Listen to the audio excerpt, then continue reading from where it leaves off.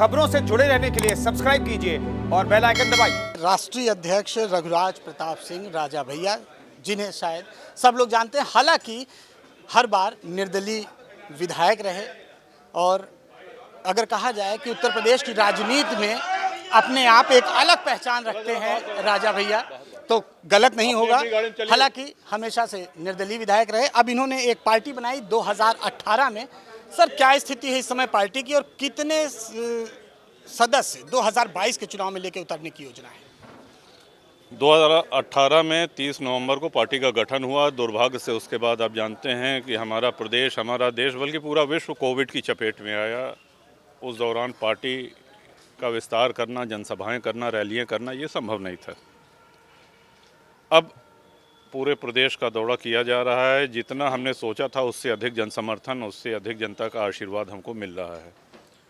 100 से अधिक सीटों को हम लोगों ने चिन्हित किया है जहां हमारी पार्टी बहुत मजबूत स्थिति में है, जहां से चुनाव लड़ाएंगे हम लोग।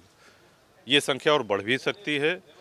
और विशेषकर एक अच्छी बात देखने को आई है इस प्रचार के दौरान कि जो अनुसूचित सीटें हैं, जो रिजर्व सीटें हैं, वहाँ के जो लोग मतदाता हैं, जो समर्थक हैं, उनकी बहुत इच्छा है कि यहाँ अवश्य प्रत्याशी जनसत्ता दल का लड़ना चाहिए।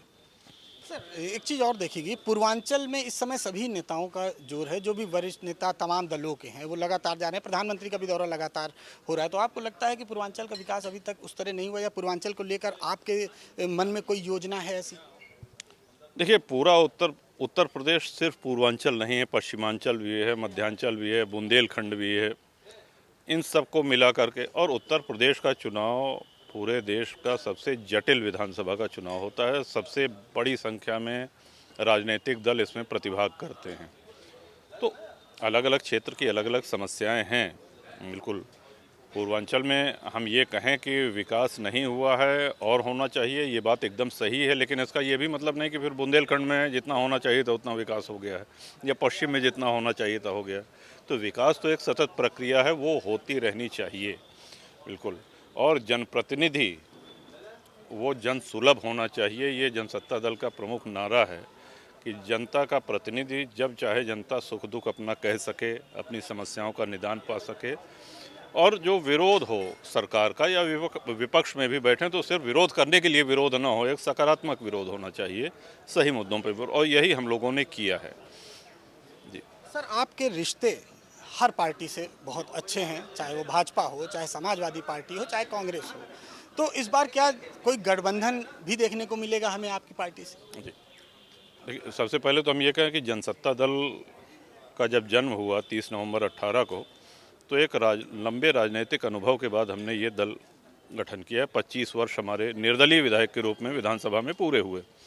विनोद सरोज जी हैं, 2 बार इनके पिताजी रहे, तीसरी बार ये भी निर्दलीय हैं। अक्षय प्रताप सिंह गोपाल जी रहे हैं।